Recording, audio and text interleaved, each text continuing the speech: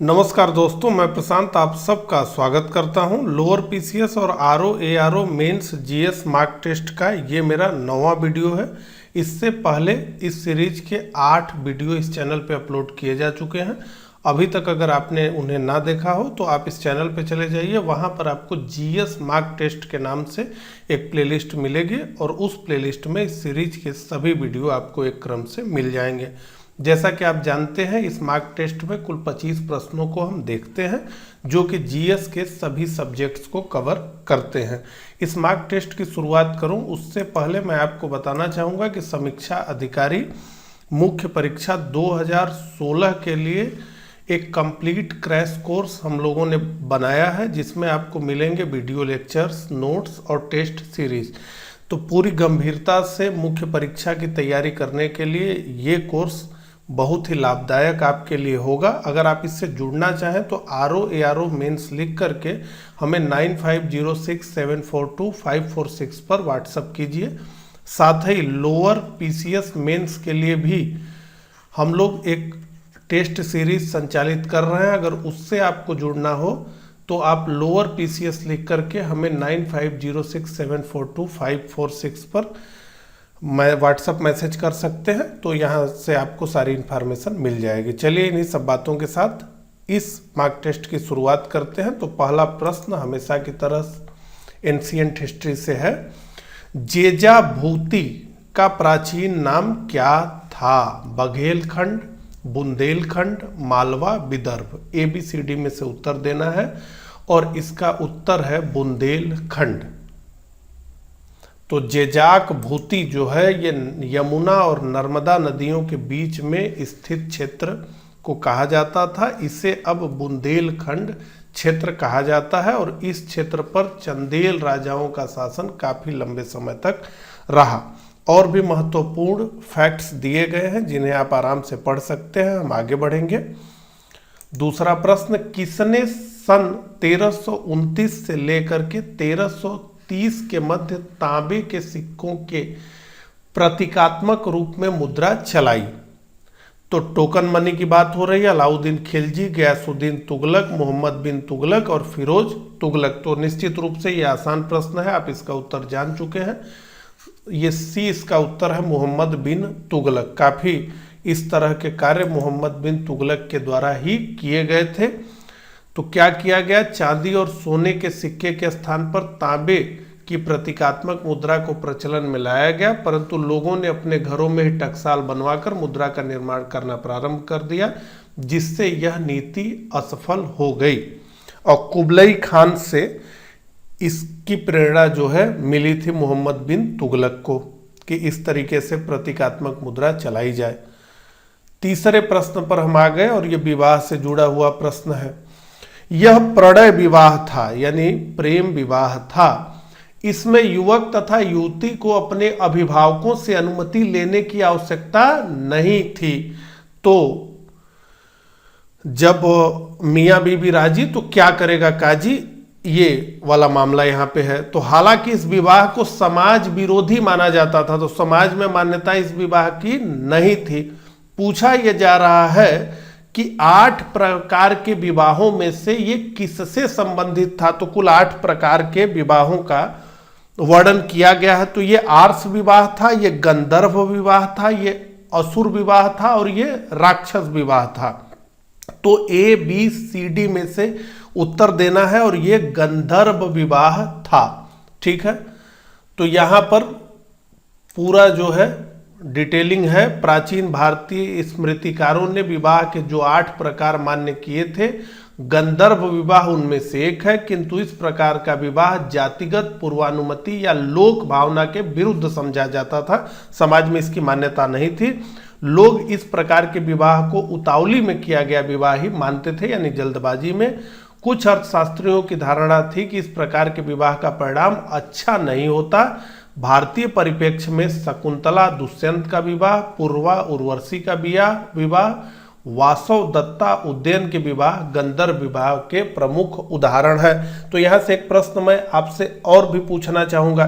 तो ये तो प्रेम विवाह की बात हो गई। एक और विवाह जो हम लोगों के समाज में सबसे अधिक प्रचलित है, जिसे हम अरेंज्ड मैरिज कहते हैं, तो वो 8 प्रकार में से कौन से प्रकार का विवाह होता है जो हम लोगों के समाज में बहुत कॉमन है, उसकी मैं बात कर रहा हूं, जिसे इंग्लिश में अरेंज्ड मैरिज कहते हैं। वो किस प्रकार का विवाह है, इन्हीं में से जो है 8 में से एक वो भी है। अब आ गए हम चौथे प्रश्न पे।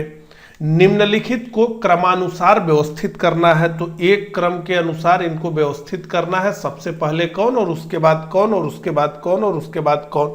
तो देखिए, इसमें से हम जानते हैं इल्बरी तुर्क वंश पहले हुआ। ये पूरा दिल्ली सल्तनत के विभिन्न वंशों की लिस्टिंग यहाँ पे दी गई है, तो इल्बरी तुर्क वंश सबसे पहले रहा। तो अगर इसको हम आधार बनाए तो 4 से शुरुआत होनी चाहिए और डी में ही 4 से शुरुआत हो रही है। देखिए, हर प्रश्न का उत्तर ये जरूरी नहीं कि आपको आए ही, और मैं इस तरह सिखाने का बराबर प्रयास करता हूं कि किस प्रकार से दिमाग लगा करके भी प्रश्न का उत्तर प्राप्त किया जा सकता है। अब ऐसे केवल हमें इतना पता हो कि इल्बरी तुर्क सबसे पहले रहे तो डी हमारा उत्तर है, ये हमें पता चल जाएगा। ठीक है, तो यहां पर पूरी लिस्टिंग दी गई है, आप देख सकते हैं। हम आगे बढ़ेंगे, 5वें प्रश्न पर हम आ गए। तो कांग्रेस के लोग पदों के भूखे हैं, ये उदारवादी कांग्रेस पर कटाक्ष किया गया है। किसने कहा है ये? बिपिन चंद्र पाल, बाल गंगाधर तिलक, लाला लाजपत राय, बंकिम चंद्र चटर्जी। तो 5 का हमारा जो उत्तर है वो डी है, बंकिम चंद्र चटर्जी, जिन्होंने कांग्रेस के लोग पदों के भूखे हैं ये कहा था, और इनकी बहुत प्रसिद्ध पुस्तक आनंद मठ है। ठीक है, तो डी इसका उत्तर है। विभिन्न विद्वानों ने उस समय के जो राष्ट्रीय नेता रहे उन्होंने कांग्रेस के बारे में क्या कहा है उसकी भी यहाँ पर डिटेलिंग है, स्क्रीनशॉट ले सकते हैं, आपको ये विभिन्न जगहों पर काम आएगा।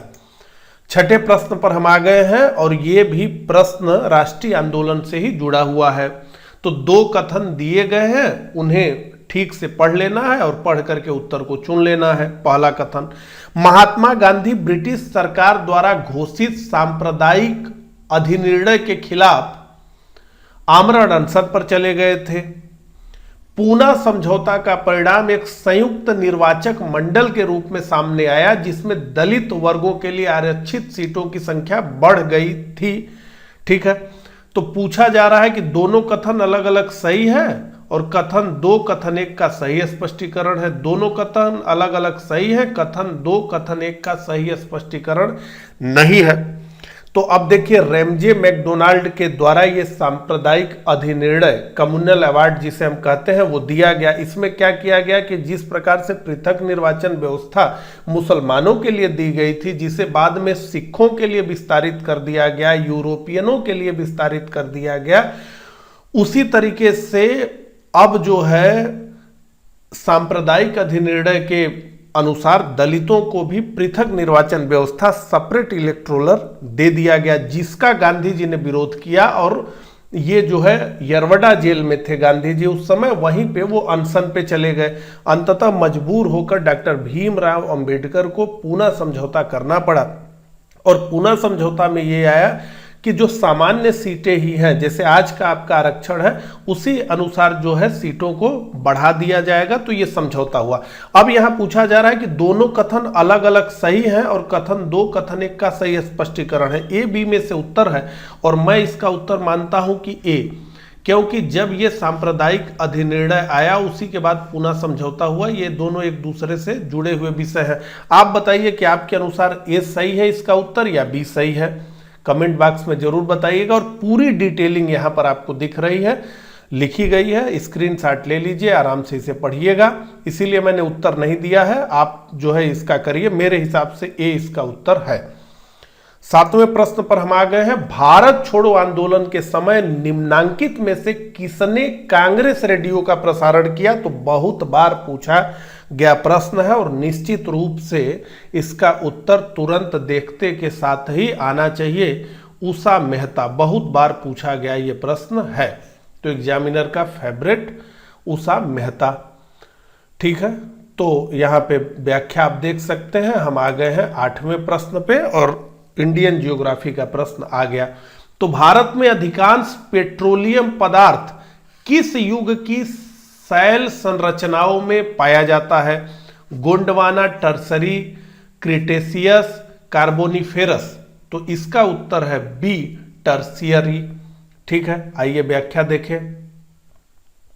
तो भारत में अधिकांश पेट्रोलियम पदार्थ टर्शियरी युग की शैल संरचनाओं के भ्रंश ट्रैप में पाए जाते हैं। तो यहां पे पूरा डिटेलिंग है, आप इसे पढ़ सकते हैं। हम आगे बढ़ेंगे। तो अधिकांश विध्वंसकारी भूकंपों का कारण सामान्यतः होता है। तो ऐसे भूकंप जो कि काफी ज्यादा विनाश करते हैं, उनके बारे में प्रश्न पूछा जा रहा है। तो यहां पर इंग्लिश के का भी इसका ट्रांसलेशन हमने लिखा है, क्योंकि शायद समझ में ना आए। तो सुस्थितिक गति यानी स्टैटिक मोशन, समस्थितिक समायोजन यानी टोपोलॉजिकल एडजस्टमेंट, ज्वालामुखी विस्फोट, बाल्केनिक इरप्शन और प्लेट विवर्तनिकी, तो प्लेट टेक्टोनिस। तो निश्चित रूप से प्लेट टेक्टोनिस इसका उत्तर है। 9 का डी आप जान गए होंगे। तो अधिकांश भूकंपों का कारण प्लेट विवर्तनिकी की प्रक्रिया है। प्लेट विवर्तनिकी सिद्धांत के अनुसार पृथ्वी की 15 गतिशील प्लेटों, 7 बड़ी हैं, 6 छोटी हैं, से निर्मित है। और जब इन गतिशील प्लेटों के बीच परस्पर घर्षण होता है तो भूकंपीय घटनाएं उत्पन्न होती हैं। इसके अतिरिक्त ज्वालामुखी विस्फोटों, बलन एवं भ्रंशन तथा प्रकृति में मानवीय हस्तक्षेप के कारण भी भूकंपीय घटनाएं होती हैं। लेकिन जब दो प्लेटें आपस में टकरा जाती हैं तो वो फिर विनाशक हो जाता है। अगला प्रश्न, चीनी उद्योग के संबंध में नीचे दिए गए कथनों में से सही कथन को छांटना है। तो गन्ने की चीनी मिलों तक ढुलाई में ज्यादा समय लगने से इसके सुक्रोज की मात्रा घट जाती है। दक्षिणी और पश्चिमी राज्यों के गन्ने में उत्तर भारत के गन्ने की अपेक्षा अधिक मात्रा में सुक्रोज पाया जाता है। तो सी में पूछा जा रहा है कि ए बी दोनों सही, और डी में पूछा जा रहा है कि कोई नहीं। तो इसका जल्दी से उत्तर बताइए। तो सी, ए, बी और दोनों सेंटेंस सही है। अब आप कमेंट करके मुझे यह बताइए कि सुक्रोज क्या होता है गन्ने में। ठीक है, भारत का पहला ऐसा राज्य जहां नागरिक रजिस्टर को अपडेट किया गया, मणिपुर, असम, पश्चिम बंगाल, अरुणाचल प्रदेश। तो निश्चित रूप से आप इसका उत्तर जानते हैं, बी इसका उत्तर है, असम। आइए व्याख्या देखें।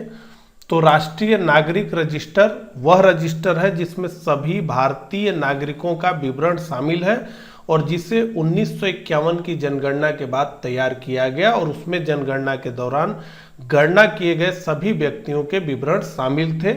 असम पहला राज्य है जहां 1951 के बाद एनआरसी को अगस्त 2019 में अपडेट करने का कार्य पूरा हुआ और अंतिम सूची जारी की गई।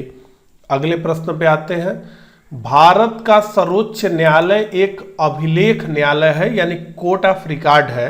तो इसका आशय क्या है कि भारत का सर्वोच्च न्यायालय एक अभिलेख न्यायालय, इसका आशय क्या है? सर्वोच्च न्यायालय द्वारा दिए गए सभी निर्णय अभिलेख के रूप में रखे जाते हैं जो अन्य न्यायालयों पर बाध्यकारी होते हैं। सर्वोच्च न्यायालय के निर्णय पर प्रश्न चिन्ह नहीं लगाया जा सकता। इसके निर्णयों के विरुद्ध कोई अपील नहीं की जा सकती। इसमें से कोई नहीं। तो निश्चित रूप से सर्वोच्च न्यायालय द्वारा दिए गए सभी निर्णय रिकॉर्ड के रूप में रखे जाते हैं जो अन्य न्यायालयों पर बाध्यकारी होते हैं। यही मतलब है अभिलेख न्यायालय का। तो यहाँ पे व्याख्या आप देख सकते हैं। अभिलेख न्यायालय यानी कोर्ट ऑफ रिकॉर्ड अनुच्छेद 129 के अनुसार सुप्रीम कोर्ट अभिलेख न्यायालय होगा तथा ऐसे न्यायालयों की सभी शक्तियां उसे प्राप्त होंगी। तो अभिलेख न्यायालय क्या होता है यहाँ पे लिखा हुआ है, आप पढ़ सकते हैं। हम आगे बढ़ेंगे। 13वें प्रश्न पे आ गए। तो न्यायिक समीक्षा जुडिशियल रिव्यू प्रचलित है, कहां कहां प्रचलित है ये पूछा जा रहा है। केवल भारत में, केवल अमेरिका में, केवल ब्रिटेन में, भारत और अमेरिका दोनों में। तो अमेरिका में न्यायपालिका बहुत शक्तिशाली है, ब्रिटेन में संसद बहुत शक्तिशाली है। भारत ने इन दोनों के बीच एक सुनहरा रास्ता चुना है। तो यहां पर दोनों में की शक्तियों में एक समन्वय है। तो भारत में तो न्यायिक समीक्षा है ही, अमेरिका में भी है।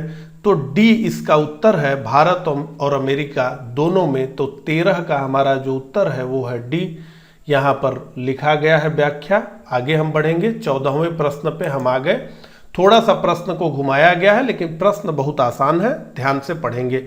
सामुदायिक विकास कार्यक्रम एवं राष्ट्रीय विस्तार योजना के पुनर्गठन के लिए वर्ष 1957 में राष्ट्रीय विकास परिषद द्वारा स्थापित वह समिति जिसने ग्रामीण स्थानीय सरकार की त्रिस्तरीय प्रणाली का सुझाव दिया था। तो पंचायती राज से जुड़ा हुआ प्रश्न है, तो ये बलवंत राय मेहता समिति थी। निश्चित रूप से आप इसका उत्तर जानते हैं। तो कभी कभी ऐसा भी होता है कि प्रश्न तो बहुत आसान पूछा जाता है लेकिन इतना उसके आगे पीछे फ्रेमिंग कर दी जाती है कि एकाएक जो है हम उत्तर तक पहुंच नहीं पाते।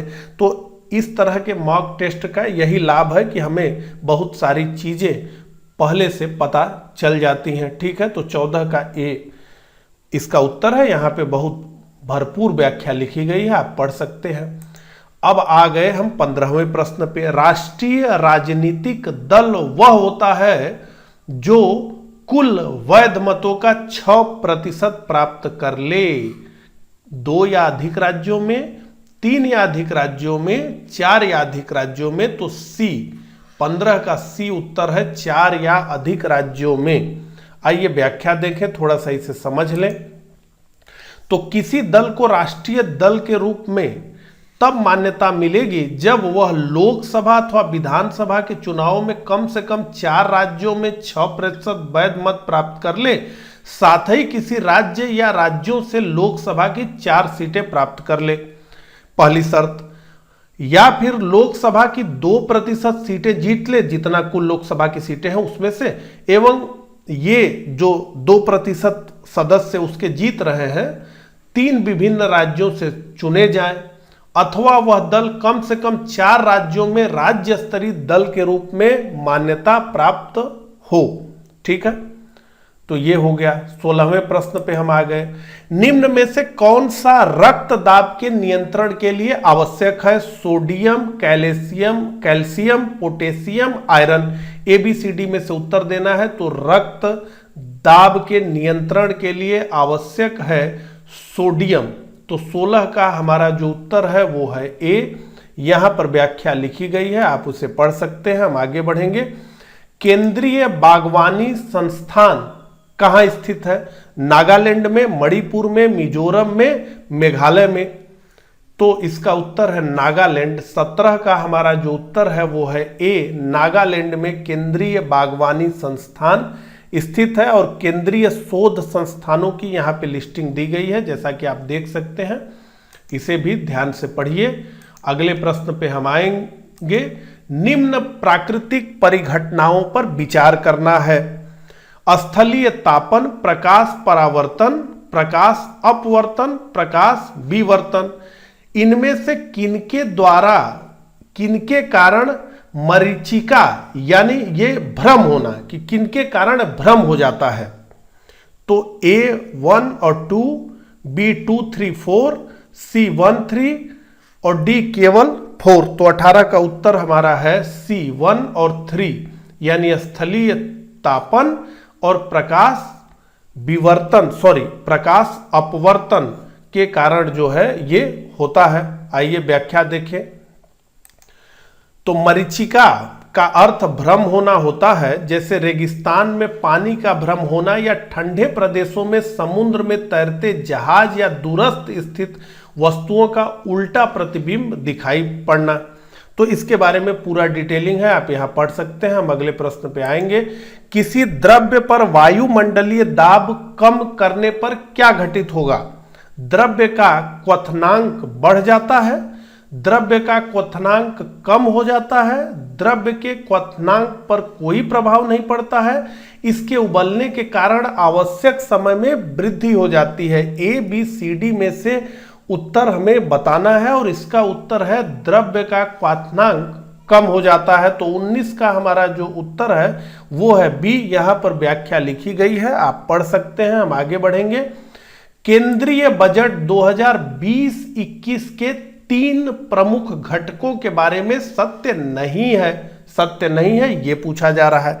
तो महत्वाकांक्षी भारत, भारत जिसमें समाज के सभी वर्गों के लिए स्वास्थ्य और शिक्षा की पहुंच और रोजगार के बेहतर अवसर हों, सभी के लिए आर्थिक विकास यानी सबका साथ, सबका विकास और सबका विश्वास, जिम्मेदार समाज यानी मानवीय और सहृदय, अंत्योदय, आस्था का आधार। तो इसमें से कौन सा सत्य नहीं है ये पूछा जा रहा है और डी में ऑप्शन दिया है कि सभी सत्य हैं, तो सभी सत्य हैं, 20 का डी, सभी सत्य हैं। यहां पे पूरी चीजें लिखी गई है। अब हम आगे बढ़ेंगे। वित्तीय कार्यवाही कार्यबल यानी फाइनेंशियल एक्शन टास्क फोर्स के संबंध में नीचे दिए गए कथनों पर विचार करें और असत्य कथन का चयन करें। तो कुल 4 कथन हैं, एक के बाद एक। यह एक अंतर सरकारी नीति बनाने वाली संस्था है। इसका उद्देश्य मनी लॉन्ड्रिंग और आतंकवाद के वित्त पोषण से मुकाबला करने के लिए अंतर्राष्ट्रीय मानकों को स्थापित करना है। इसे 1989 में पेरिस यानी फ्रांस में G7 शिखर सम्मेलन के दौरान स्थापित किया गया ताकि मनी लॉन्ड्रिंग की बढ़ती समस्या से मुकाबला किया जा सके। इसका सचिवालय वियना में आईसीडी के मुख्यालय में स्थित है। अब आप देखिए, इतने जो है फैक्ट्स इसके बारे में, वित्तीय कार्यवाही कार्यबल के बारे में आपके सामने रखे गए, लेकिन इस प्रश्न में केवल आपसे इतना ही पूछा जा रहा है कि इसका जो सचिवालय है वो वियना में नहीं है बल्कि पेरिस में है। क्या आप ये जानते हैं? अगर आप ये जानते हैं तो एक ही असत्य कथन इसमें से है, ये भी प्रश्न में बताया जा रहा है ABCD में से। तो अगर आपको पता है कि नहीं इसका सचिवालय वियना में नहीं है, तो फिर A में क्या है, B में क्या है, C में क्या है, इसकी आपको देखने को जरूरत नहीं पड़ेगी। और ना तो ऐसे प्रश्न इसीलिए मैं लेकर के आता हूं ताकि ये लर्निंग आपकी हो जाए कि प्रश्न बहुत कठिन देखने से लग रहा है, लेकिन फिर भी उसे पढ़कर ध्यान से समझने का प्रयास करिए। कभी कभी कठिन दिखने वाले प्रश्न बहुत ही आसान होते हैं। तो मेरी ये लर्निंग आपको कैसी लगती है ये भी कमेंट करके बताइएगा। तो इसका सचिवालय स्थित है पेरिस स्थित आर्थिक सहयोग और विकास संगठन के मुख्यालय में। ठीक है, अगले प्रश्न को हम देखते हैं। 22वें प्रश्न पे हम आ गए हैं। तो रेपो रेट ऐसी दर है जिस पर अन्य बैंक भारतीय रिजर्व बैंक से धनराशि उधार लेते हैं। किसी देश के गिनी गुणांक के 1 के मान का अभिप्राय है कि उस देश की जनता में प्रत्येक की आय पूर्णतः समान है। इन दोनों कथनों में से पूछा जा रहा है कि केवल 1, केवल 2, 1 और 2, न तो 1 न ही 2। तो केवल एक ही इसका उत्तर है। रेपो रेट ऐसी दर है जिस पर अन्य भारतीय बैंक रिजर्व बैंक से धनराशि उधार लेते हैं। हालांकि ये उधारी तो नहीं होती है, यहां खरीद बिक्री होती है, लेकिन साधारण समझने के लिए ये उधारी है। अब ये दूसरा जो सेंटेंस है ये गलत है। किसी देश के गिनी गुणांक के 1 का मान का अभिप्राय है कि उस देश में बहुत भारी असमानता है। तो देश का जो राष्ट्रीय आय है वो बहुत ही कम लोगों के हाथ में सिमट गया है। तो जितना ये शून्य के तरफ बढ़ेगा उतनी ज्यादा समता, और जितना ये 1 के तरफ बढ़ेगा उतनी अधिक असमता। मानो एक ही आदमी ने सब कुछ कमा लिया हो। करंट अफेयर्स का पहला प्रश्न, हाल ही में रसेल किर्स का निधन हो गया। वे किस क्षेत्र से जुड़े हुए थे? अभिनय से, गायन से, राजनेता से, मतलब राजनीति से, और कंप्यूटर विज्ञान के क्षेत्र से। तो 23 का हमारा जो उत्तर है वो है डी, ये कंप्यूटर विज्ञान के क्षेत्र से जुड़े हुए थे। और क्यों इन्हें हमने प्रश्न में रखा है तो उसे देख लीजिए। तो दुनिया की पहली डिजिटल तस्वीर को स्कैन करने वाले कंप्यूटर वैज्ञानिक एवं पिक्सल का आविष्कार करने वाले रसेल किर्स थे, और उनके द्वारा अपने बेटे की एक छोटी ब्लैक व्हाइट डिजिटल इमेज बनाई गई थी जो कंप्यूटर में स्कैन की गई पहली इमेज थी। पिक्सल डिजिटल साइट्स होते हैं जिनका उपयोग फोटो, वीडियो और फोन पर, साथ ही साथ कंप्यूटर स्क्रीन को प्रदर्शित करने के लिए किया जाता है। तो कितने महत्वपूर्ण व्यक्ति थे ये आप जान गए होंगे व्याख्या के बाद। 24वें प्रश्न पे हम आ गए हैं। हाल ही में किस आईआईटी संस्थान में शास्त्रीय व लोक कला अकादमी की शुरुआत की गई है? तो बड़ी अजीब चीज लग रही है। आईआईटी संस्थान है और वहां पर शास्त्रीय और लोक कला अकादमी की शुरुआत की गई है। तो ये सारा कमाल हुआ है नई राष्ट्रीय शिक्षा नीति के द्वारा कि भाई मैथ भी पढ़ लो और संगीत भी सीख लो, मैथ भी पढ़ लो, हिस्ट्री भी पढ़ लो। इस धारणा से तो IIT Patna, IIT Bombay, IIT Kharagpur, IIT Delhi. तो 24वें का हमारा उत्तर है आईआईटी खड़गपुर में इसे शुरू किया गया है। तो आईआईटी खड़गपुर ने राष्ट्रीय शिक्षा नीति 2020 के प्रस्तावों को अपनाते हुए अपने परिसर में शास्त्रीय व लोक कला अकादमी की शुरुआत की है। तो ये बहुत अच्छी परंपरा है। पहले रिस्ट्रिक्शन था कि भाई यही पढ़ेंगे तो यही पढ़ना पड़ेगा, ये पढ़ेंगे तो वो नहीं पढ़ पाएंगे। अंतिम प्रश्न, किस राज्य में इलेक्ट्रॉन विनिर्माण नीति की शुरुआत की गई है? उत्तर प्रदेश, मध्य प्रदेश, बिहार, पंजाब। तो निश्चित रूप से इसका उत्तर है उत्तर प्रदेश और इसीलिए इस प्रश्न को हमने रखा भी है। तो उत्तर प्रदेश में इलेक्ट्रॉन विनिर्माण नीति की शुरुआत हुई है। इसका लक्ष्य है कि 40,000 करोड़ रुपए का निवेश 5 साल में लाना है और इस नीति का और उद्देश्य बुंदेलखंड और पूर्वांचल क्षेत्रों का विकास करना है। इस नीति का उद्देश्य उत्तर प्रदेश को एक वैश्विक इलेक्ट्रॉनिक्स हब बनाना है। तो बहुत सारे उद्देश्य हैं। इसके अलावा यह नीति कोविड-19 संकट के बाद अपने निवेशकों को भारत में स्थानांतरित करने के लिए अंतर्राष्ट्रीय निवेशकों को आकर्षित करेगी। इस विचार के साथ इसे शुरू किया गया है। तो कुल मिलाकर के 25 प्रश्नों के इस मॉक टेस्ट को हमने कंप्लीट कर लिया है। कमेंट करके अपना स्कोर जरूर बताइएगा। मेरा ये प्रयास कैसा लगा आपको ये भी कमेंट करके बताइएगा। वीडियो अच्छा लगा हो तो इसे लाइक करिएगा। मिलता हूं इसी तरह के अगले वीडियो में, तब तक के लिए आप सभी को नमस्कार।